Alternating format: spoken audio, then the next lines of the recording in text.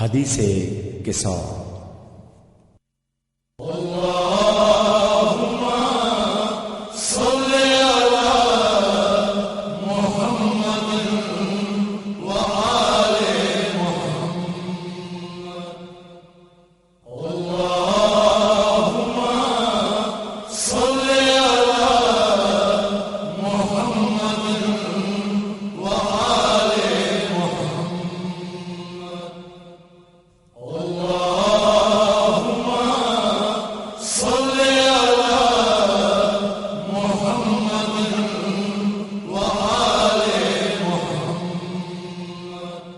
بسم الله الرحمن الرحيم.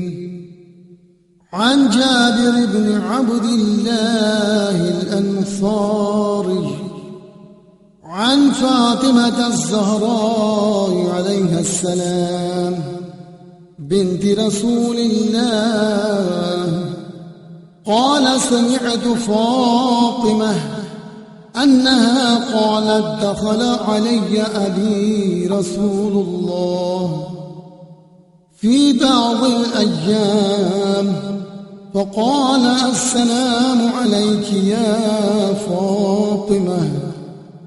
فقلت: عليك السلام. قال: إني أجد في بدني ضعفا. فقلت له: أعيذك بالله يا أبتاه من الضعف.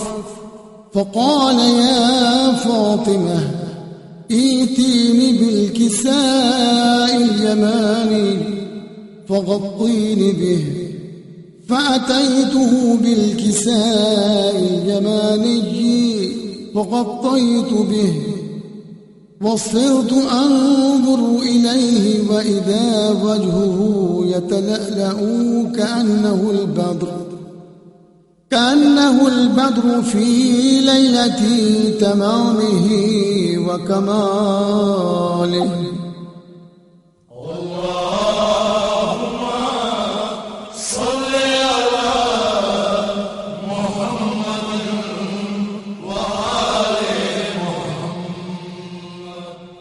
فما كانت إلا ساعة وإذا بولدي الحسن قد أقبل وقال: السلام عليك يا أماه. فقلت: وعليك السلام يا قرة عيني وثمرة فؤادي. فقال: يا أماه، إني أشم عندك رائحة طيبة كأنها رائحة جد رسول الله. فقلت: نعم، إن جدك تحت الكساء. فأقبل الحسن نحو الكساء وقال: السلام عليك يا جداه يا رسول الله، أتأذن لي أن أدخل معك تحت الكساء؟ قال: وعليك السلام يا ولدي ويا صاحب حوضي، قد أذنت لك. فدخل معه تحت الكساء.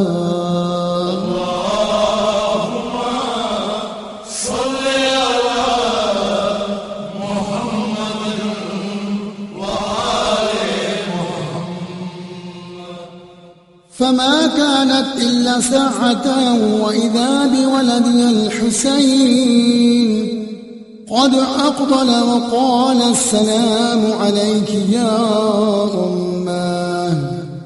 فقلت: وعليك السلام يا ولدي ويا قرة عيني وثمرة فؤادي.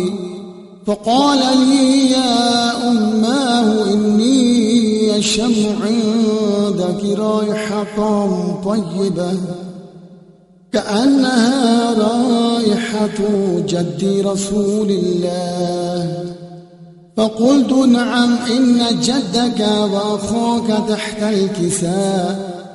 فدنا الحسين نحو الكساء وقال السلام عليك يا جداه، السلام عليك يا من اختاره الله، أتأذن لي أن أدخل معكما تحت الكساء؟ فقال وعليك السلام يا ولدي ويا شافع أمتي، قد أذنت لك. فدخلا معهما تحت الكساء.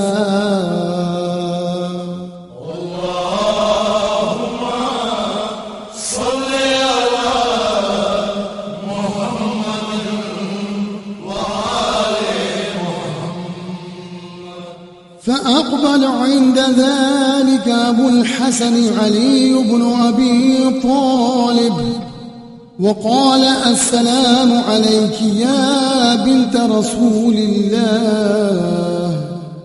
فقلت وعليك السلام يا أبا الحسن ويا أمير المؤمنين.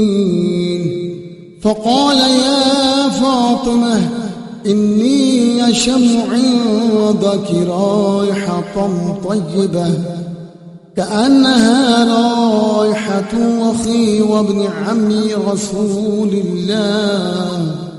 فقلت نعم ها هو مع ولديك تحت الكساء.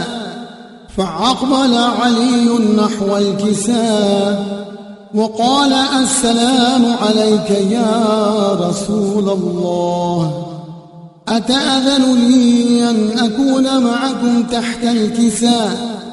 قال له وعليك السلام يا أخي ويا وصي وخليفتي وصاحب لذاي، قد أذنت لك. فدخل علي تحت الكساء. اللهم صل على محمد وآل محمد. ثم آتيت نحو الكساء وقلت والسلام عليك يا أبتاه يا رسول الله، أتأذن لي أن أكون معكم تحت الكساء؟ قال وعليك السلام يا بنتي ويا بضعتي، قد أذنت لك. فدخلت تحت الكساء. اللهم صل على محمد وآل محمد. فلما اكتملنا جميعا تحت الكساء أخذ أبي رسول الله بطرفي الكساء وأومأ بيده اليمنى إلى السماء وقال اللهم إن هؤلاء أهل بيتي وخاصتي وحامتي، لحمهم لحمي ودمهم دمي، يؤلمني ما يؤلمهم ويحزنني ما يحزنهم.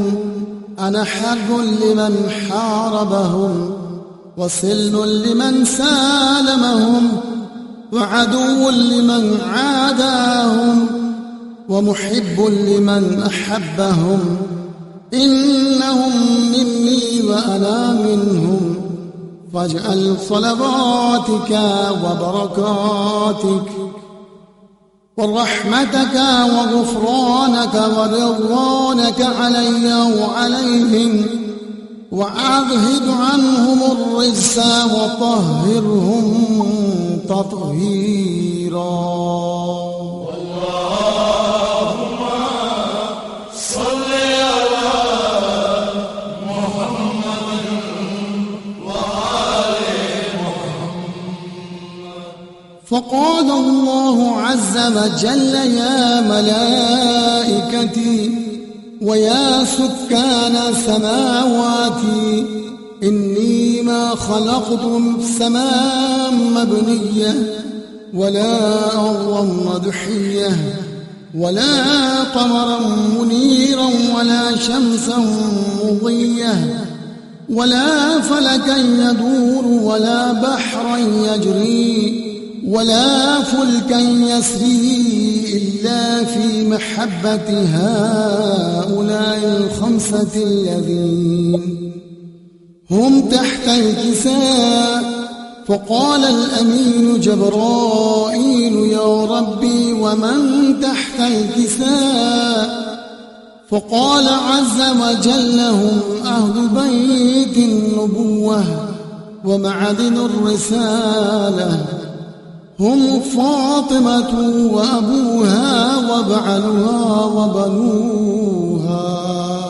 اللهم صل على محمد وآل محمد.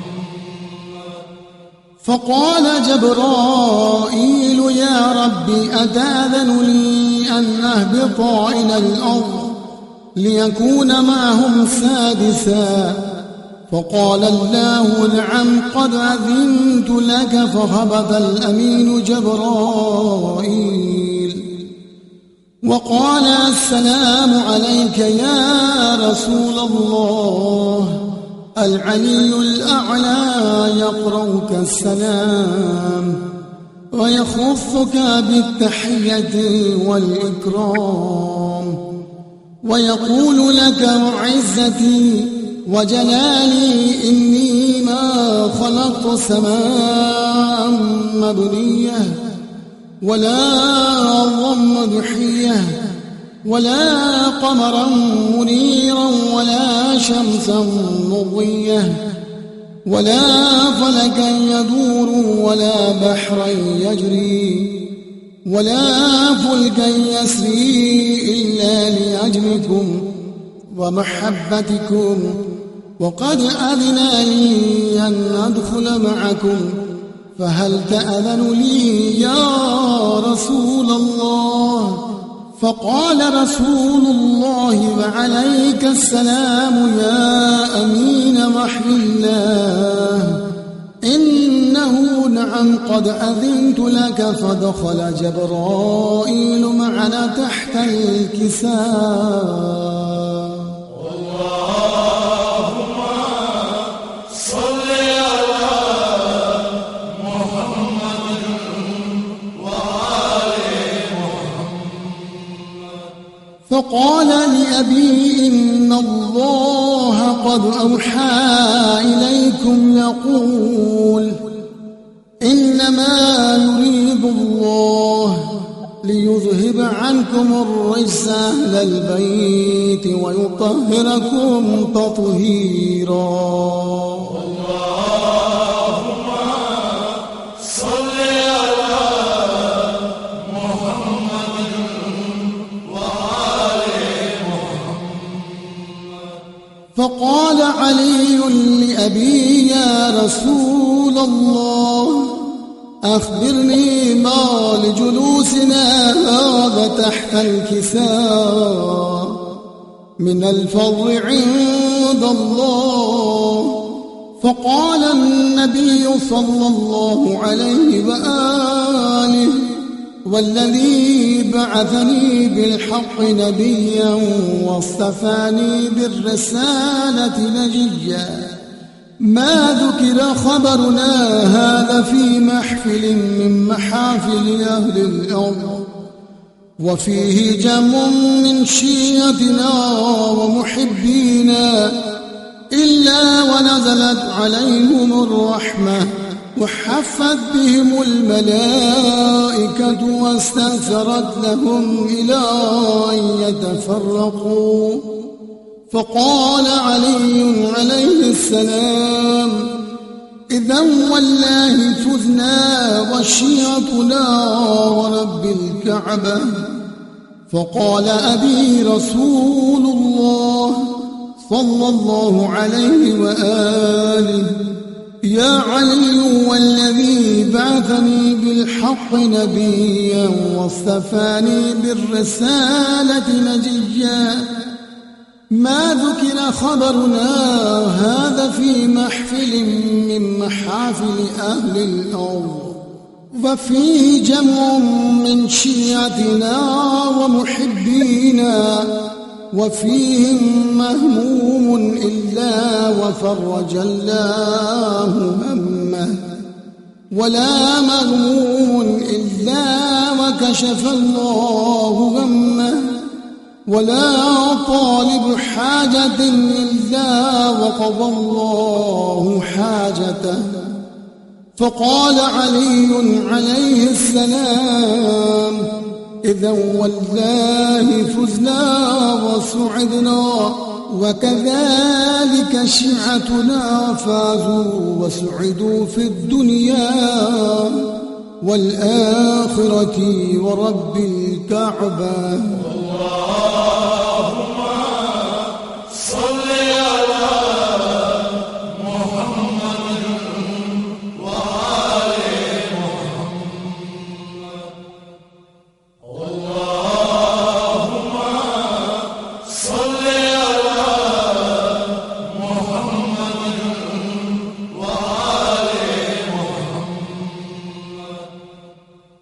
اللهم صل على محمد وآل محمد. اللهم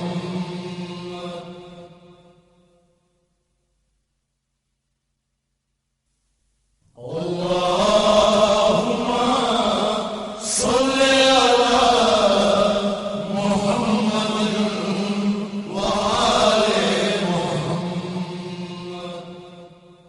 اللهم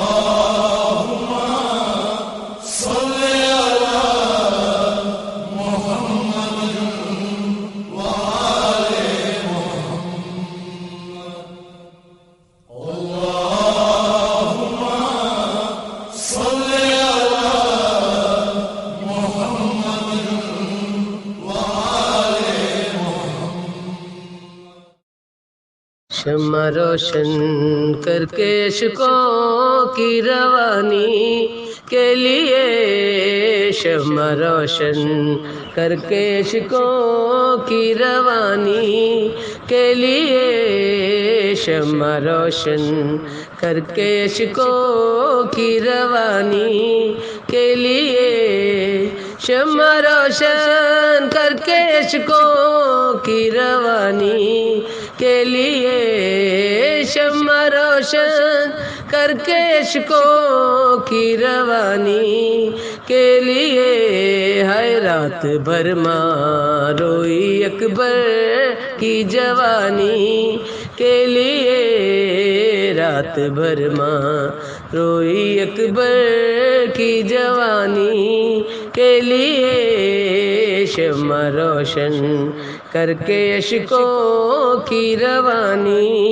کے لیے، اے فلک داغ علی اکبر دیا لیلا کو کیوں، اے فلک داغ علی اکبر دیا لیلا کو کیوں، منتیں مانی تھی کیا کیا اس جوانی کے لیے، منتیں مانی تھی کیا کیا اس جوانی کے لیے، شمع روشن کر کے عشقوں کی روانی کے لیے، کہتی تھی رو رو کے لیلا پالے تھے کیا میں نے لال، کہتی تھی رو رو کے لیلا پالے تھے کیا میں نے لال، کوئی مر جانے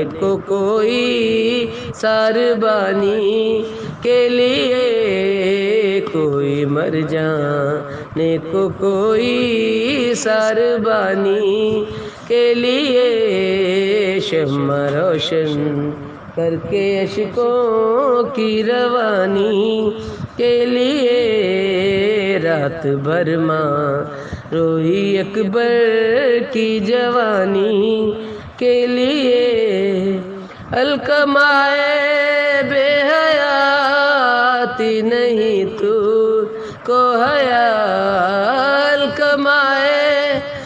حیاتی نہیں تو کو حیا اصغر معصوم تڑپا بوند پانی کے لیے اصغر معصوم تڑپا بوند پانی کے لیے شمع روشن کر کے اشکوں کی روانی کے لیے رات بھر ماں روئی اکبر کی جوانی کے لیے کہہ دیا کرتی تھی زینب داستانے کربلا کہہ دیا کرتی تھی زینب داستانے کربلا ضد جو کرتے تھے کبھی بچے کہانی کے لیے ضد جو کرتے تھے کبھی بچے کہانی کے لیے شمع روشن کر کے عشقوں کی روانی کے لیے شمع روشن کر کے عشقوں کی روانی کے لیے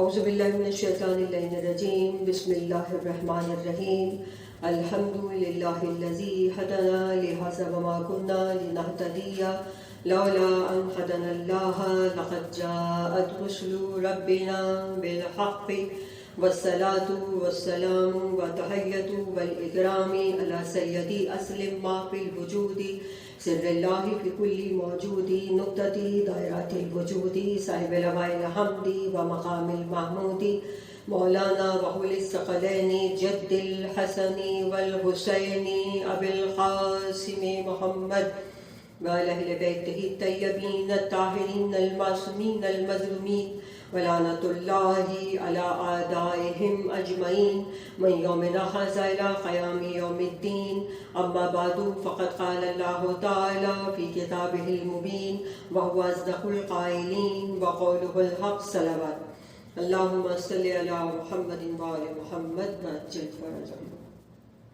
خداوند عالم آپ سب کی تمام دینی اور دنیاوی جائز حاجات کو برلائے اور تمام پریشانیوں کو دور فرمائے اور ہم سب کے گناہان کبیرہ اور صغیرہ کو معاف فرمائے اور جہاں جہاں عزاداری ہو رہی ہے پروردگار عالم اس کو اپنی بارگاہ میں منظور و مقبول فرمائے۔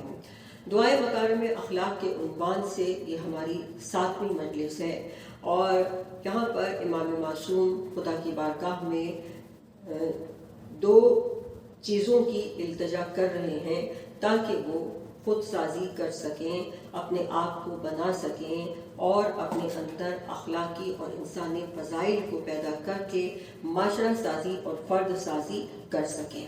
تو یہاں پر امام معصوم نے جن 2 چیزوں کی التجا کی ہے اپنی ذات کو سنوارنے کے لیے وہ ہیں وَحَلِّنِي بِحِلْيَةِ الصَّالِحِينَ وَأَلْبِسْنِي زِینَةَ الْمُتَّقِینَ کہ پروردگار عالم مجھے صالحین کا زیور عطا فرما اور لباس تقویٰ سے میری ذات کو سنوار دے۔ یہاں امام معصوم جس انسانی فضیلت کو معاشرے کے اندر یا اپنے جو قریبی افراد ہیں ان میں دیکھنا چاہتے ہیں وہ ہے وَكَظْمِ الْغَيْظِ وَإِطْفَاءِ النَّارِ۔ امام فرماتے ہیں کہ پروردگار عالم مجھے توفیق عطا فرما کہ میں لوگوں میں غیظ و غضب کو کم کر سکوں، کینہ اور نفرت کے جو معاشرے کے اندر ہوتا ہے اس کو کم کر سکوں۔ یہاں پر ان 2 چیزوں کے لیے معصوم التجا کر رہے ہیں کہ مجھے پروردگار عالم صالحین کا زیور اور لباس تقویٰ عطا فرما۔ اب یہاں پر آپ دیکھیے کہ خداوند عالم نے بھی ان لوگوں کو افراد کو ان کو پسند کیا ہے قرآن کے مطابق کہ جو غصے کو کنٹرول کر جاتے ہیں، غصے کو پی جاتے ہیں، لوگوں کو معاف کر دیتے ہیں اور خدا بند عالم ان کو اپنا محبوب بنا دیتا ہے۔ یہی وجہ ہے کہ حضرت داؤد پر خدا بند عالم نے وحی کی۔ ہمارے نبی فرماتے ہیں کہ حضرت داؤد پر وحی کی گئی اور ان سے کہا گیا کہ یاد رکھو کہ جس وقت کوئی شخص غصے کے عالم میں مجھے یاد کرتا ہے، یعنی بہت مشکل ہوتا ہے کہ غصے کے وقت کوئی بات اچھی یاد آ جائے، خدا بند عالم کو یاد کر لے کوئی، تو کتنی بڑی بات ہوگی۔ تو کہا کہ اگر کوئی شخص غصے کے عالم میں، جس وقت وہ غیظ و غضب کے عالم میں ہو، وہ مجھے یاد کرتا ہے تو میں اسے روز قیامت اس وقت یاد کروں گا کہ جب پوری دنیا ہلاکت کے دہانے پر کھڑی ہوئی ہوگی، تو اس وقت میں اس کو یاد کروں گا۔ دیکھیں کتنا بڑا خدا بند عالم انعام دیتا ہے یا مقام دیتا ہے کہ جو شخص غصے کے عالم میں اس کو خدا یاد آ جائے، وہ خدا کو یاد کر لے، تو پروردگار عالم روز محشر قیامت کے روز کہ جب نفسا نفسی کا عالم ہوگا، ہر انسان گھبرایا ہوا ہوگا، ہر انسان پریشان ہوگا، لیکن خدا بند عالم کی جو رحمت ہے وہ اس شخص کے اوپر ہوگی۔ تو کتنی بڑی بات ہے خدا کی رحمت کسی پر ہو جائے۔ دنیا میں آپ دیکھیں خدا بند عالم کتنا رحمت سے کام لیتا ہے۔ یہی وجہ ہے کہ حضرت عیسیٰ سے جب سوال کیا گیا تھا کہ کون سی چیز ہے کہ جو سب سے زیادہ شدید ہے، تو حضرت عیسیٰ نے کہا تھا کہ خدا کا جو غضب ہے وہ سب سے زیادہ شدید ہے۔ تو اس وقت کسی نے پوچھا تھا کہ کیسے خدا کے غضب کو کم کیا جا سکتا ہے، تو فرمایا کہ تم دنیا میں لوگوں پر اپنا غضب نہ ڈھاؤ، خدا روز قیامت جو ہے وہ اپنے غضب سے تمہیں محفوظ فرمائے گا۔ تو یہ خدا بند عالم سے دعا ہے کہ وہ ہمیں ایسی توفیق عطا فرمائے کہ ہم اس دنیا کے اندر اپنے غیظ و غضب کو کنٹرول میں رکھیں، اپنے کینہ اور نفرت کو کنٹرول میں رکھیں، تاکہ خدا بند عالم روز قیامت ہم پر اپنی رحمت کی نظر فرمائے۔ اور ہمارے پاس جو ایک بڑی دولت ہے وہ محبت اہل بیت کی دولت ہے کہ جو ہمیں بہت ساری اخلاقی اور روحانی بیماریوں سے بچاتی۔ یہی وجہ ہے کہ جب ایک شخص ہمارے چھٹے امام جعفر صادق علیہ الصلوۃ والسلام کے پاس پہنچا اور اس نے کہا کہ مولا میں غریب ہوں، میں فقیر ہوں، تو آپ نے فرمایا کہ کیا تم ہم سے محبت نہیں کرتے؟ اس نے کہا کہ جی میں محبت کرتا ہوں۔ تو آپ نے فرمایا کہ تم کیسے کہہ رہے ہو کہ تم غریب ہو، تم تو امیر ترین شخص ہو۔ آپ نے فرمایا کہ اگر کوئی تم سے یہ کہے کہ ساری دنیا کی دولت لے لو اور یہ محبت اہل بیت دے دو گے؟ اس نے کہا کہ نہیں، یہ محبت میں نہیں دوں گا۔ تو آپ نے فرمایا کہ تم پھر کیسے کہہ رہے ہو کہ تم غریب ہو؟ کائنات کا راز جس کے پاس ہو، امام فرماتے ہیں کائنات کا راز جس کے پاس ہو وہ کیسے غریب ہو سکتا ہے، وہ کیسے فقیر ہو سکتا ہے؟ تو ہم جتنا شکریہ ادا کریں محمد والے محمد کا اتنا ہی کم ہے کہ ہم اس صف اعضاء پر آتے ہیں۔ یہ ان کی محبت ہے کہ جو ہمیں یہاں پر کھینچ کے لے آتی ہے، اور ہمیں دعا کرنی چاہیے کہ پروردگار عالم ہمارے بچوں کو بھی محبت اہل بیت اور غم حسین کی دولت، یہ دو چیزوں کی دعا ضرور فرش اعضاء پر ہمیں کرنی چاہیے کہ یہاں سے انشاءاللہ دعائیں جو ہیں وہ قبول ہوتی ہیں۔ اب علماء اخلاق یہ فرماتے ہیں کہ اگر کوئی غصے کا اپنے علاج کرنا چاہتا ہے، غیظ و غضب پہ کنٹرول کرنا چاہتا ہے، اپنا علاج کرنا چاہتا ہے، تو کچھ نکات علماء اخلاق بتاتے ہیں، لیکن یہ اس شخص کے لیے کہ جو متوجہ ہے۔ ایک شخص وہ ہے نا کہ جو متوجہ ہی نہیں ہے اپنی ذات سے، وہ جانتا ہی نہیں کہ اس کے اندر کون سی روحانی یا اخلاقی بیماریاں جو ہیں وہ پائی جاتی ہیں۔ لیکن اگر کوئی شخص متوجہ ہے اور وہ اپنا علاج کرنا چاہتا ہے تو علماء اخلاق اس کے لیے بتاتے ہیں کہ وہ اپنے روح کے اندر منفی جو خصلتیں ہیں ان کے اوپر توجہ کرے کہ کون سی منفی خصلت، خود اس چیز کا شعور پیدا کرے اور توجہ کرے کہ آخر وہ کون سی منفی خصلت ہے کہ جو میری روح کے اندر پائی جاتی ہے کہ جس کی وجہ سے مجھے غیظ و غضب کا شکار جو مجھے کر رہی ہے۔ تو اس میں کچھ خصلتیں جو ہیں وہ علماء اخلاق نے بتائی ہیں۔ ان میں انہوں نے کہا ایک تو چیز ہے تکبر، یہ آپ کو غیظ و غضب کی طرف لے کر جاتا ہے، اور اسی طرح خود پسندی، یہ آپ کو غیظ و غضب کی طرف لے کر جاتی ہے، اور حریص، لالچ، یہ حریص آدمی جو ہے وہ جلدی غصے میں آ جاتا ہے.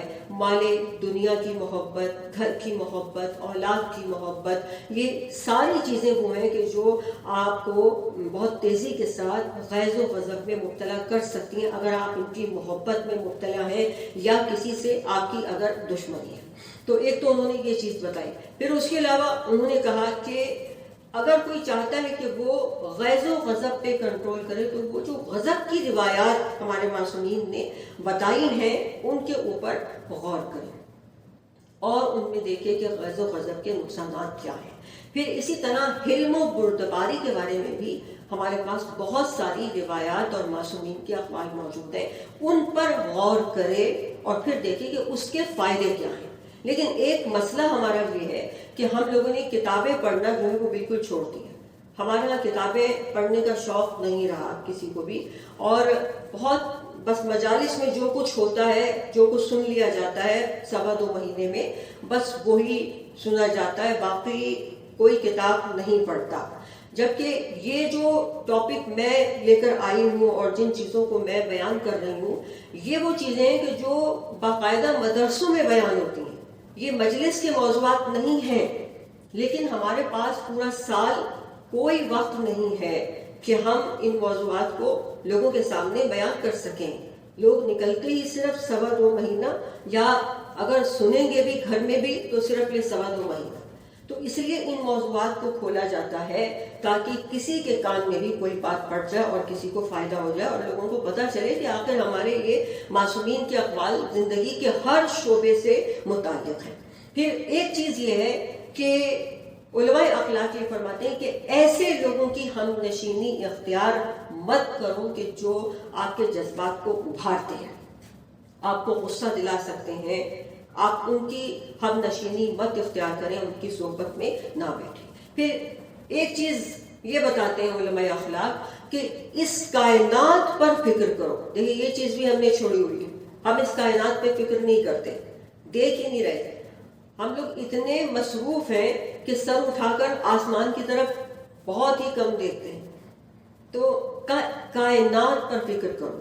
جیسے جیسے فکر کرتے چلے جاؤ گے کائنات پر، تم پر یہ راز کھلے گا کہ کوئی بھی کائنات کی چیز ایسی نہیں ہے جو قبضہ قدرت سے باہر ہو، اور ہر چیز اس کے اشارے سے حرکت کر رہی ہے، ہر چیز اس کے حکم سے چل رہی ہے. اور تم دیکھو گے کہ اس پوری کائنات میں تمہارا وجود کچھ حیثیت نہیں رکھتا، اور قضاء و قدر خدا کی طرف سے ہے. جب تم یہ محسوس کر لو گے کہ خدا مالک ہے، ہم مخلوق ہیں، اور اس کے بندے بن جاؤ گے تو پھر کبھی غیظ و غضب یا کینہ اور نفرت کا شکار نہیں ہوں گے. پھر ایک چیز علماء اخلاق یہ کہتے ہیں کہ یہ بات اپنے ذہن نشین کرو کہ غیظ و غضب یا کینہ اور نفرت جو ہے یہ ایک بیماری ہے. غیظ و غضب عقل کی بیماری اس کو کہا گیا کہ اس میں عقل جو ہے وہ ختم ہو جاتی ہے، انسان نادانی کی طرف چلا جاتا ہے، پھر نادانی سے دیوانگی کی طرف چلا جاتا ہے.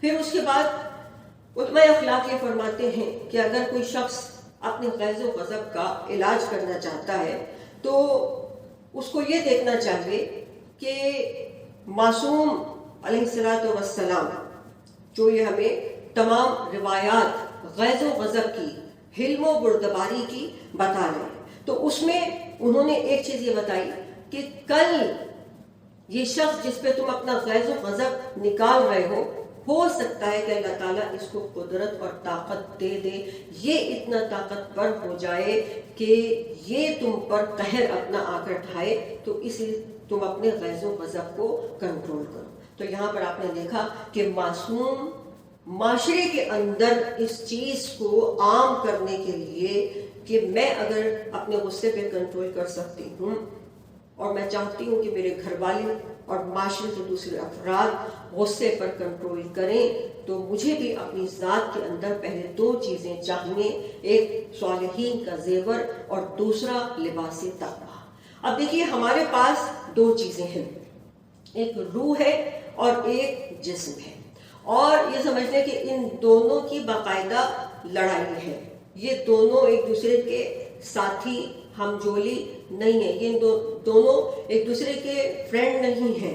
ایک اوپر کی طرف جاتا ہے، ایک پستی کی طرف، زمین کی طرف جاتا ہے. اب دونوں میں سے لازمی ایک چیز دوسرے پر غالب آتی ہے. یہ ہوتا ہی ہے کہ جہاں دو چیزیں ہوتی ہیں اس میں سے ایک چیز دوسرے پر غالب آتی ہے. اگر روح غالب آ گئی تو بہت اچھا ہے، اور یہ جسم آپ کا محترم ہو جائے گا، اس کو بھی عزت مل جائے گی. آپ نے دیکھا ہوگا کہ صدیوں کے بعد ایسے جنازے نکالے گئے کہ جن کے بدن بھی خراب نہیں ہوئے تھے، ان کے کفن بھی میلے نہیں ہوئے تھے. یہ وہ لوگ ہیں کہ جن کی روح ان کے بدن پر غالب آ گئی اور ان کے جسم بھی سلامت رہے، ان کے جسم کو عزت مل گئی، وہ مکرم ہو گئے. لیکن اگر بدن غالب آ گیا روح پر تو وہ راندہ درگاہ ہو جائے گا کہ جیسے شیطان. وہاں پہ بھی معاملہ یہی تھا کہ شیطان نے کہا کہ میں آگ سے بنا ہوں، میں افضل ہوں، یہ مٹی سے بنا ہے. تو یہ وجہ کیا تھی؟ کیونکہ وہاں بدن روح پر غالب آ گیا تھا وہاں پر، اس لیے شیطان نے پھر ایسی بات کی. پھر آپ دیکھیے کہ یہاں پر یہ چیز نہیں دیکھی جاتی کہ روح مرد کی ہے یا عورت کی ہے. یہ جو قید ہے یہ صرف جسم تک ہے، مذکر مؤنث کی. روح پہ کوئی قید نہیں ہے کہ مرد کی روح ہے تو وہ اعلیٰ درجات حاصل کرے گی، عورت کی روح ہے تو وہ کم درجے پہ آئے گی. نہیں، یہاں پر حساب یہ ہے کہ چاہے مرد کی روح یا عورت کی روح ہو، دونوں میں سے جو بھی اپنی روح کو زیادہ غذا فراہم کر دے گا ذکر کی اور روحانیت کی، معنویت کی، جو بھی اپنی روح کو طاقتور کر لے گا عبادات کے ذریعے، ذکر کے ذریعے روح طاقتور ہوتی ہے اور غالب آتی ہے. تو جو بھی کر لے گا وہ خدا کی بارگاہ میں مقرب ہو جائے گا اور خدا کا محبوب بن جائے گا.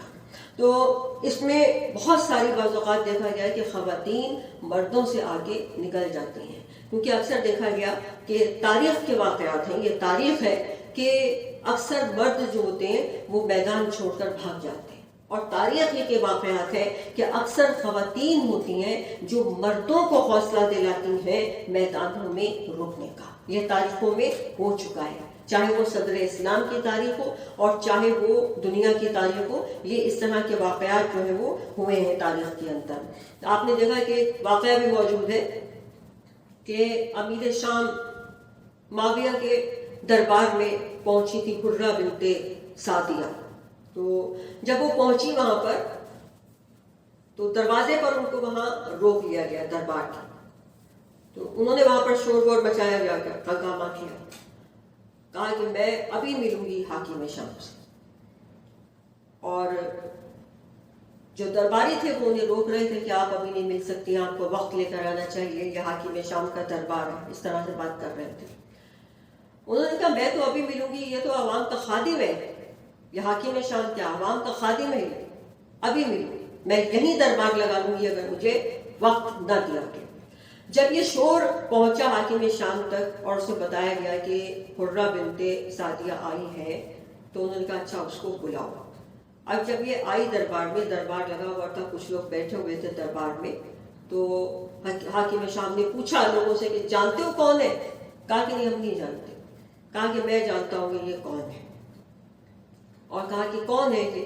کہا کہ یہ وہ خاتون ہے کہ جس نے جنگ صفین میں جب علی کا لشکر ان کو چھوڑ کر بھاگ رہا تھا تو اس نے میدان میں ٹیلے پہ کھڑے ہو کر علی کے فضائل ایسے پڑھے تھے کہ وہ بھاگتا ہوا لشکر واپس آ گیا. کہا کہ یہ وہ خاتون ہے. تو ایک مرتبہ جب دربار میں آئی تو حاکم شام نے کہا کہ بھائی دربار میں ہمارے آج کیسے آنا، کیسے آ گئے؟ تم تو علی والی ہو، یہاں دربار میں کیسے آ گئے؟ تو کہا کہ علی نہیں دنیا سے گئے، عدالت ختم ہو گئی، میں اس لیے مجھے تیرے دربار میں آنا پڑا. کہا کہ کیا مسئلہ ہے بتاؤ، ہم تمہارے مسئلے کو حل کریں گے. تو ایک مرتبہ کہا کہ بصرہ میں جو تیرا حاکم ہے وہ ظلم ڈھا رہا ہے، میں تجھے خبردار کرنے کے لیے آئی ہوں کہ اسے تبدیل کر، وہ مسلمانوں پر ظلم ڈھا رہا. تو ایک بار کہا کہ اچھا اس کی معزولی کا پروانہ میں جاری کرتا ہوں اور تمہارے ہی ہاتھ میں دیتا ہوں کہ جاؤ جا کے خود اسے تم معزول کرو۔ تو ایک بار جب چلنے لگی تو کہا حاکم شام نے کہ دیکھا تم نے ہمارا انصاف، ہم بھی تو انصاف کرتے ہیں، بتاؤ ہم بھی تو انصاف کرتے ہیں۔ تو حرہ بنت سعدیہ نے کہا کہ ہاں، دنیا کی خاطر انصاف کرنا اور ہے، اور اللہ کی خاطر انصاف کرنا یہ علی کا کام ہے۔ تو دیکھیں، جب روح طاقتور ہوتی ہے تو اس طرح کے واقعات ہوتے ہیں۔ اتنی طاقت جب انسان کے اندر آتی ہے جب روح طاقتور ہوتی ہے۔ یاد رکھیں کہ روح اور جسم میں دوستی نہیں ہے۔ 70 سال یہ ساتھ رہتے ہیں، بعض اوقات 100 سال جسم اور روح ساتھ رہتے ہیں، لیکن ان میں دوستی نہیں ہوتی، ان میں تناؤ ہے، اور جو غالب آ جاتا ہے وہی کامیاب ہوتا ہے۔ اب سوال یہ پیدا ہوتا ہے کہ میں اپنی روح کو کیسے بدن پر غالب کروں؟ اور یہ بھی یاد رکھیے کہ ہم جتنا شکر کریں خدا کا وہ کم ہے کہ ہماری روح غالب ہے کسی نہ کسی حد تک تو یہاں آ کر بیٹھے ہوئے ہیں، اس فرش اعضاء پر آئے ہیں۔ اس کا مطلب ہے کہ کسی حد تک روح ہماری بدن پر غالب ہے کہ جو ہم اپنے بدن کو اس مادی دنیا سے نکال کر کھینچ کر یہاں فرش اعضاء تک لے آئے ہیں۔ اب ہمیں باقی کا کام جو ہے وہ بھی کرنا ہے، اور یہ بات یاد رکھیں کہ جن کے بدن روح پر غالب ہوتے ہیں وہاں پر مؤذن اذان دے کر ختم کر دیتا ہے، لوگ بستروں میں پڑے سوئے رہ جاتے ہیں، اور جہاں روح بدن پر غالب ہوتی ہے وہ اذان سے پہلے ہی اٹھ کر مصلی پر پہنچ جاتے ہیں۔ تو ہمارے پاس بہترین موقع ہے اپنی روح کو غالب کرنے کا، یہ مکتب اہل بیت، یہ فرش اعضاء، یہ ہماری روح کو مضبوط کرے گا۔ جیسے جیسے ہمیں یہاں سے غذا ملتی جائے گی ویسے ویسے ہماری روح مضبوط ہوتی چلی جائے گی اور اس مادی بدن پر غالب آتی چلی جائے گی۔ انشاءاللہ ہم لوگ جب تک زندہ ہیں اس صف اعضاء پر آئیں گے اور آتے ہیں، یہیں سے ہم لوگ اس صف اعضاء سے، اس دنیا سے رخصت ہوتے ہیں۔ ہمارا ہر جانے والا جو اس دنیا سے جاتا ہے وہ اس کا تعلق اس صف اعضاء سے مرتے دم تک ٹوٹنے نہیں پاتا، اور اس کی خبر صادق آل محمد ہمارے چھٹے امام جعفر صادق دے کر گئے ہیں کہ ہمارا چاہنے والا چاہے جہاں بھی ہوگا ہمارا ذکر کرے گا۔ کہ جب آپ ایک سفر میں تھے اور جب آپ ایک بستی سے گزرے اور آپ نے پوچھا کہ یہ بستی کون سی بستی ہے، کس کی بستی ہے، تو جو آپ کے ساتھ چل رہا تھا چاہنے والا آپ کا، اس نے کہا مولا یہ بستی بہت خراب ہے، یہاں آپ کا کوئی شیعہ نہیں ہے۔ امام نے فرمایا ہماری سواری کو روکو۔ سواری کو روکا گیا، آپ اترے، مصلی بچھایا گیا، نماز پڑھی، آپ نے دعا کے لیے ہاتھ اٹھائے اور دعا کی کہ پالنے والے ان لوگوں کو یہیں پر رکھنا، ان کو یہیں آباد رکھنا۔ اب یہ چاہنے والا تھا، حیران بھی ہوا کہ امام نے یہاں دعا کی ہے اس طرح، ان لوگوں کے لیے چاہنے والا تو کوئی نہیں، لیکن امام ہے اعتراض تو نہیں کر سکتا۔ اب آگے چلے، جب اگلا دن آیا تو ایک اور بستی سے گزرے۔ اب امام نے پوچھا یہ کون سی بستی ہے، تو یہ چاہنے والا بڑا خوش ہوا، اس نے خوش ہو کے بتایا مولا یہ بستی آپ کے شیعوں کی بستی ہے، یہاں پہ سب آپ کے جاننے والے ہیں، سب آپ سے محبت کرنے والے ہیں۔ امام نے کہا روکو ہماری سواری کو۔ سواری رکی، آپ اترے، مصلی بچھا، نماز پڑھی، ہاتھوں کو بلند کیا، کہا پالنے والے اس بستی کے لوگوں کو پراگندہ کر دے، ان کو بکھیر دے، یہ اس بستی میں نہ رہیں، یہ ادھر ادھر ہو جائے۔ اب یہ جو چاہنے والا تھا اس نے کہا مولا مجھے تو اس سمجھ میں بات نہیں آ رہی آپ کی کہ وہ جو آپ سے محبت نہیں کرتے تھے ان کے لیے آپ نے دعا کی، اور یہ جو آپ سے محبت کرتے ہیں آپ انہیں بد دعا دے رہے ہیں کہ یہ اپنی بستی میں نہ رہیں، یہ بکھر جائے۔ تو آپ نے فرمایا کہ تو ہماری بات کی گہرائی تک نہیں پہنچا۔ آپ نے فرمایا کہ اس بستی کے لوگ ہم سے محبت نہیں کرتے، ہم نے دعا کی کہ وہ وہیں رہیں۔ آپ نے فرمایا کہ ارے وہ غلاظت ہے، گندگی ہے، اگر وہاں سے نکلے گی تو جگہ جگہ گندگی پھیلائے گی، غلاظت پھیلائے گی، اور یہ ہمارے چاہنے والے ہیں، ہمارے ماننے والے ہیں، یہ جہاں جائیں گے ہمارا نام روشن کریں گے، ہمارا ذکر کریں گے، اپنے کردار کے ذریعے ہماری پہچان کر پائیں گے۔ تو ہم جتنا خدا کا شکر ادا کریں وہ کم ہے۔ اور آج محرم کی 7 تاریخ، بہت قیامت کا دن، آل محمد کی بیاس کا دن ہے، اور آج سے زیادہ اہتمام کریں پرسہ دینے کا، زیادہ سے زیادہ۔ اگر کل وقت گزار رہے تھے 2 گھنٹے تو آج اس کو اور زیادہ کرتے، زیادہ سے زیادہ پرسہ دیں، اس لیے کہ یہ پرسے کی حسرت ایسی ہے۔ حبیب ابن مظاہر نے جنت سے یہ پیغام بھیجا، کسی کو خواب کے ذریعے سے یہ پیغام آیا، جنت سے یہ خواہش ظاہر کی حبیب ابن مظاہر نے، کہ جب انہوں نے دیکھا کہ لوگ غم حسین میں رو رہے ہیں، ماتم کر رہے ہیں، جناب سیدہ کو، جناب زینب کو پرسہ دے رہے ہیں، تو انہوں نے کہا کتنے خوش نصیب لوگ ہیں، مجھے حسرت رہی کہ میں جناب زینب کو پرسہ دیتا۔ یعنی کیسی حسرت تھی جناب زینب کو پرسے کی، کہ اگر اس وقت جناب زینب روتی بھی تھیں، پرسہ دینی تو کوئی کیا آتا، تو ظالم تازیانے مارتے تھے۔ اسی لیے حسرت کر رہے ہیں حبیب ابن مظاہر کہ کاش میں بھی اس فرش عزا پر بیٹھ کر شہزادی زینب کو پرسہ دیتا۔ کربلا میں مہدی نامی ایک ذاکر تھے کہ جن کا طریقہ یہ تھا کہ وہ روزانہ نماز کے بعد صبح کے وقت مولا کے حرم میں کھڑے ہو کر مجلس پڑھا کرتے تھے۔ ایک روز انہوں نے مجلس میں یہ مضمون پڑھا کہ جب قاسم کی لاش کے ٹکڑے اٹھا کر حسین لائے اور گنج شہیدہ میں رکھا، ایک ہاتھ قاسم کے لاشے پہ رکھا، ایک ہاتھ علی اکبر کے لاشے پہ رکھا، اور کہا واہ غربتا، واہ غربتا، واہ غربتا، یا اللہ آج حسین غریب ہو گیا، میرا اکبر مارا گیا، میرا قاسم مارا گیا۔ کربلا کا حرم مہدی کا پڑھنا صبح کا وقت بہت قلہ ہوا۔ اب جب گھر گئے، عالم غنوکی نے خواب میں دیکھا کہ بی بی تشریف لائی، کہا مہدی آج جو روایت پڑھی آئندہ نہ پڑھنا۔ کہا بی بی کیا روایت غلط ہے؟ کہا روایت غلط نہیں ہے، لیکن جب سے تو نے یہ روایت پڑھی ہے میرا حسین بے ہوش ہے۔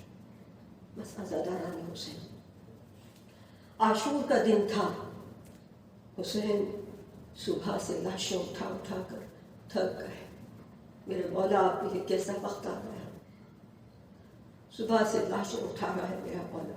ادھر جناب ام فروا نے قاسم کو بلایا اور کہا قاسم جاؤ اپنے چچا کے پاس اور جا کر کہو کہ میں ام فروا سید زادی نہیں ہوں، جا کر پوچھو اپنے چچا سے کہ مولا کنیز کا ہدیہ قبول ہے، وہ کنیز کہ جو شہزادی زینب کی کنیز ہے، جو جناب فاطمہ کی کنیز ہے، اس کا ہدیہ قبول ہے۔ قاسم آئے، حسین سر جھکائے خاک کربلا پر بیٹھے ہیں۔ قاسم نے آ کر سلام کیا، کہا کہ چچا جان میری ماں یہ پوچھ رہی ہے کہ کیا کنیز کا ہدیہ قبول ہے۔ ایک بار امام نے قاسم کو دیکھا، کہا میرے بیٹے قاسم تجھ سے میرے بھائی حسن کی خوشبو آتی ہے، اور قاسم شہداء کی فہرست میں تو علی اصغر کا نام بھی شامل ہے، تم اپنی بات کر رہے ہو، یہاں اصغر کا نام بھی شہداء کی فہرست میں شامل ہے۔ جیسے ہی قاسم نے یہ سنا، ہاشمی غیرت تھی، ایک مرتبہ غیرت میں آ کر کہا چچا جان کیا یہ ظالم ہمارے خیموں میں آ جائیں گے، ہمارے خیموں میں گھس آئیں گے، میرا چھوٹا بھائی تو ابھی گھٹنیوں بھی نہیں چلتا۔ تو ایک بار حسین نے کہا بیٹا کس کی مجال کہ جو ہمارے ہوتے ہوئے ہمارے خیموں میں گھس آئے۔ بس عزاداروں، ادھر جب قاسم اجازت لے کر نہ آئے تو جناب ام فروا نے فضہ کو بھیجا کہ جاؤ فضہ قاسم کو بلا کر لاؤ۔ قاسم آئے، کہا قاسم میں نے تمہیں کیا کہا تھا؟ عزاداروں، قاسم نے جب ماں کے تیور دیکھے تو قدموں میں گر کر کہا اماں میں کیا کروں، میں تو بار بار چچا کے پاس اجازت کے لیے جا رہا ہوں لیکن وہ اجازت نہیں دیتے۔ جیسے ہی یہ سنا جناب ام فروا نے اپنا برقع اٹھایا، قاسم کی انگلی پکڑی اور خیمے سے باہر نکلی۔ عزاداروں، روایتیں بتاتی ہیں کہ یہ صبح کا وقت تھا، عاشور کی صبح کا وقت تھا۔ حسین اور عباس بیٹھے ہوئے تھے کہ ایک بار دیکھا کہ کوئی بی بی برقع پوش خیموں سے باہر آ رہی ہے۔ حسین نے درب کے کہا عباس دیکھو یہ کون بی بی آ رہی ہے۔ ایک بار عباس دوڑتے ہوئے گئے اور جیسے دوڑتے ہوئے گئے تھے ویسے ہی دوڑتے ہوئے واپس آئے اور آ کر کہا کہ مولا غضب ہو گیا، بھابھی ام فروا آ رہی۔ ایک بار جب ام فروا آ کر کھڑی ہوئی، عزاداروں روایتیں بتاتی ہیں کہ اتنی باپردہ بیوی تھیں کہ آج تک کبھی حسین کے سامنے نہیں آئی، لیکن آج آ کر سوال کیا مولا کیا بیوہ کا ہتھیہ قبول نہیں؟ حسین سر جھکائے کھڑے تھے کہ ایک بار قاسم کو کچھ یاد آیا، اپنے بازو پر سے تعویذ اتارا، اس کو کھولا، پڑھنا شروع کیا۔ لکھا تھا میرے بیٹے قاسم، کربلا میں ایک وقت ایسا آئے گا تمہارا چچا نرغائے آدم میں گر جائے گا، اس وقت اپنی جان کو حسین کی جان پر عزیز نہ رکھنا، اس لیے قاسم کہ تم میری جان ہو اور حسین فاطمہ کی جان ہے، اپنی جان کو فاطمہ کی جان پر قربان کر دینا۔ عزاداروں، قاسم نے اپنی چچا کی خدمت میں خط کو پیش کیا۔ جب بھائی نے بھائی کی تحریر کو دیکھا، کربلا میں اس تنہائی کے عالم میں، اس عالم غربت میں حسین کو حسن یاد آئے۔ دونوں چچا بھتیجے گلے مل کر اتنا روئے کہ غش کر گئے۔ عزاداروں، روایتیں بتاتی ہیں کہ کربلا میں پانی نہیں تھا، بیویوں نے جو آنسو بہائے وہ حسین اور قاسم کے چہرے پر پڑے اور ہوش میں آئے۔ بس عزاداروں، روایتیں بتاتی ہیں کہ اب وہ وقت آیا کہ جب حسین نے قاسم کو اجازت دی اور قاسم کو سنوارنا شروع کیا، دولہا سا بنایا، مجاہد بنایا۔ ایک بار حسن کا امامہ سر پر رکھا، حسن کی قبا پہنائی، حسن کی عبا پہنائی۔ جناب سکینہ دوڑتی ہوئی آئیں، اگر کہا ارے میرا بھیا دولہا لگ رہا ہے۔ بس عزاداران حسین، روایتیں بتاتی ہیں قاسم اتنے چھوٹے تھے کہ سر پر خول نہیں ہے، جسم پر زرہ نہیں ہے، حسین نے خود اٹھا کر گھوڑے پر سوار کرایا ہے، لیکن قاسم جب میدان میں آئے ہیں تو شجاعت کا عالم یہ تھا کہ جھوم جھوم کر نجس پڑھا، ارے میں حیدر کرار کا پوتا ہوں، میں حسن ابن علی کا بیٹا ہوں۔ عزاداران حسین، قاسم نے بڑی شجاعت سے جنگ کی، لیکن 13 برس کا بچہ کہاں تک جنگ کرتا۔ حسین ایک ٹیلے پر کھڑے تھے، قاسم کی جنگ دیکھ رہے تھے، اور ادھر فضا خیمے کے تر پر کھڑی تھیں، زینب خیمے کے اندر تھیں، اور میں فروا سجدے میں تھیں۔ پالنے والے میری قربانی کو قبول کرنا۔ لیکن عزاداروں، جیسے ہی قاسم گھوڑے سے گرے، روایتیں بتاتی ہیں کہ حسین ٹیلے پہ گرے، فضا خیمے کے در پر گری، زینب خیمے کے اندر گری، اور ام فروا سجدے میں گری۔ پالنے والے تیرا شکر ہے، تو نے میری قربانی کو قبول کیا۔ عزاداران حسین، روایات بتاتی ہیں کہ قاسم اتنے چھوٹے تھے کہ جب گھوڑے سے گرے ہر شہید نے مدد کے لیے پکارا، لیکن قاسم نے کہا چچا میں گر گیا۔ ایک روایت بتاتی ہے کہ آواز آئی اماں میں گر گیا۔ بس ادھر حسین نے دیکھا عباس کو، عباس نے دیکھا حسین کو، دونوں نے تلوار نکالی، قاسم کے قاتل کی طرف بھاگے۔ جب بھاگے تو گھوڑوں نے دوڑنا شروع کر دیا۔ جب گھوڑے دوڑے تو قاسم کے جسم کو روندنے لگے، ارے قاسم کا جسم روندا گیا۔ جب حسین قاسم کے لاشے پر آئے ڈھونڈتے ہوئے کہ میرا قاسم کہاں ہے، آواز دی قاسم آواز دو، عزاداروں کوئی جواب نہیں آیا۔ پھر آواز دی قاسم بوڑھا چچا بلا رہا ہے، آواز دو۔ کوئی جواب نہیں آیا. آخر کہا قاسم امام وقت بلا رہا ہے لبیک کہو. جیسے ہی یہ کہا ایک بار قاسم کی لاش کے ٹکڑے ہوا میں اڑنے لگے. ہر ٹکڑے سے آواز آئی لبیک یا امام، السلام علیکہ یا ابا عبداللہ. چلے میرے مولا نے قاسم کی لاش کے ٹکڑوں کو اپنی ابا کے دامن میں سمیٹا اور گنجے شہید ہمیں لائے. ایک ہاتھ قاسم کے لاشے پر رکھا، ایک ہاتھ علی اکبر کے لاشے پہ رکھا. آواز دی واہ غربتا، واہ غربتا، واہ غربتا. یا اللہ آج حسین قریب ہو گیا، میرا اکبر نہ رہا، میرا قاسم نہ رہا. انا للہ و انا الیہ راجعون.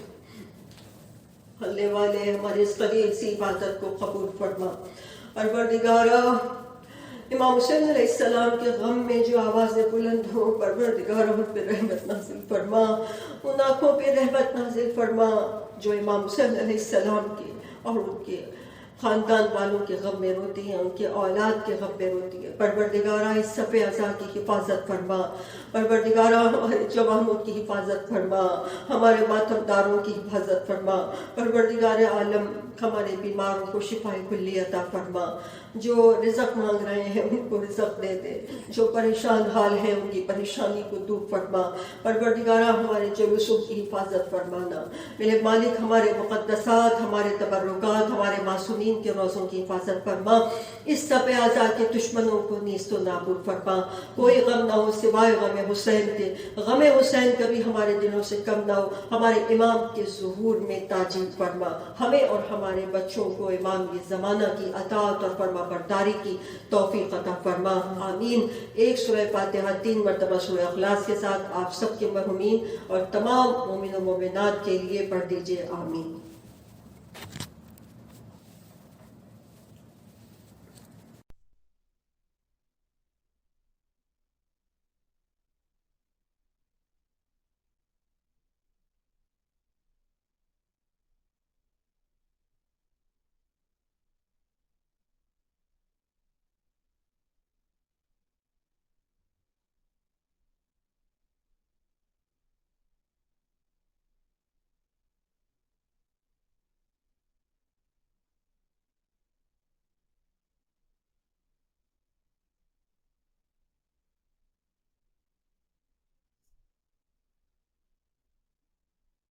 ماتم حسین یا حسین یا حسین یا حسین یا حسین یا حسین.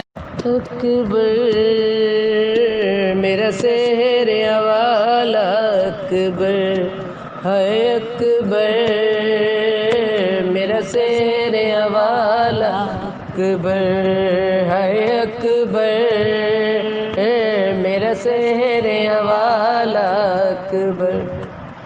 زخم دل کے دکھاؤں میں کیسے، زخم دل کے دکھاؤں میں کیسے، تیرا لاشا اٹھاؤں میں کیسے. اکبر میرا سحر والا اکبر ہے، اکبر میرا سحر والا اکبر. لاش اکبر پیشہ جب پہنچے، دل کو ہاتھوں میں تام کر بولے، تیری فرقات علی اکبر آگ دل میں میرے لگا دی ہے. آگ دل کی بجھاؤں میں کیسے، آگ دل کی بجھاؤں میں کیسے، تیرا لاشا اٹھاؤں میں کیسے. اکبر میرا سحر والا اکبر ہے، اکبر میرا سحر والا اکبر. تو ہے کڑیل جوان ہے بیٹا، باپ تیرا ضعیف ہے کتنا، نور آنکھوں کا ہو گیا رخسار، مجھ کو آتا نہیں نظر خیمہ لے کے خیموں میں جاؤں میں کیسے، لے کے خیموں میں جاؤں میں کیسے، تیرا لاشا اٹھاؤں میں کیسے، اکبر میرا سیر والا اکبر ہے، اکبر میرا سیر والا اکبر، جس نے 18 سال پالا تھا کیسے دیکھے کہ وہ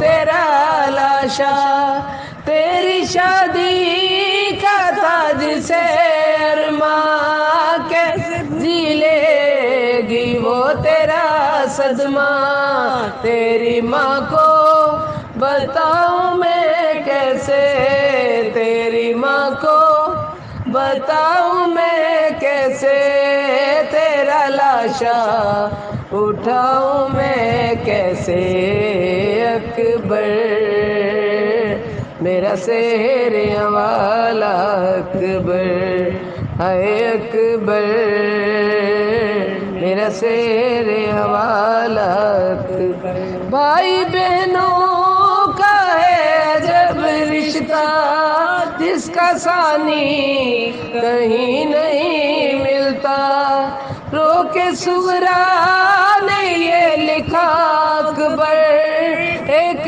دکھیا کی لاج رکھ لینا، مر گیا تو بتاؤں میں کیسے، مر گیا تو بتاؤں میں کیسے، تیرا لاشا اٹھاؤں میں کیسے، اکبر میرا سیر والا اکبر ہے، اکبر میرا سیر والا اکبر، لطف جینے میں اب کہاں اکبر، دل سے اٹھتی ہے یہ فغاں اکبر، صبح عاشور دی تھی جو تو نے پور لائے گی وہ عزا اکبر، تیری صورت بھلاؤں میں کیسے، تیری صورت بھلاؤں میں کیسے، تیرا لاشا اٹھاؤں میں کیسے، اکبر میرا سیر والا اکبر ہے، اکبر میرا سیر والا اکبر، بر محمد وآل محمد صلوات، اللہم صلی علی محمد وآل محمد وعجل فرجہم۔ متوجہ زیارت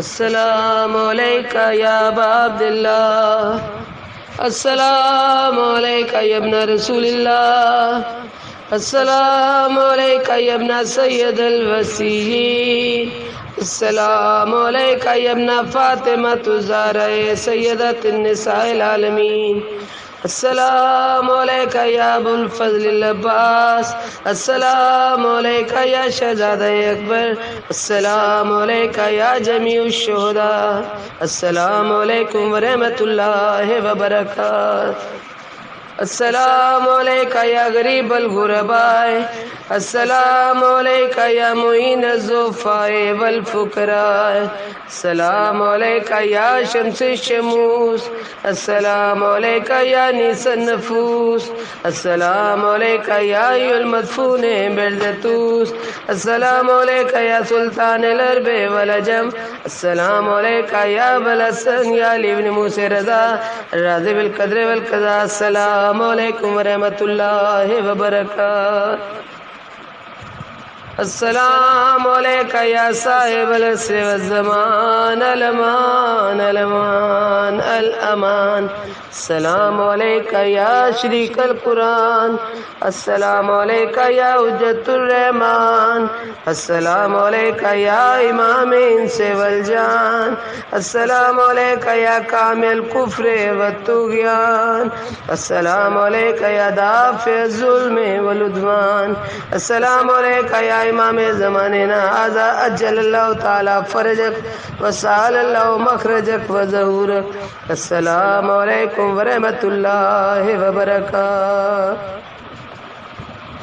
بسم اللہ الرحمن الرحیم، اللہم کل ولیک الحجت ابن الحسن صلواتک علیہ وعلی آبائہ فی ہذہ الساعہ وفی کل ساعہ ولیاً وحافظاً وقائداً وناصراً ودلیلاً وعینا حتی تسکنہ ارضک طوعا وتمتعہ فیہا طویلا۔ بسم اللہ الرحمن الرحیم، سبحانک یا لا الہ الا انت الغوث الغوث خلصنا من النار یا رب یا رب یا رب یا رب یا رب یا رب یا رب یا رب یا رب یا رب یا رب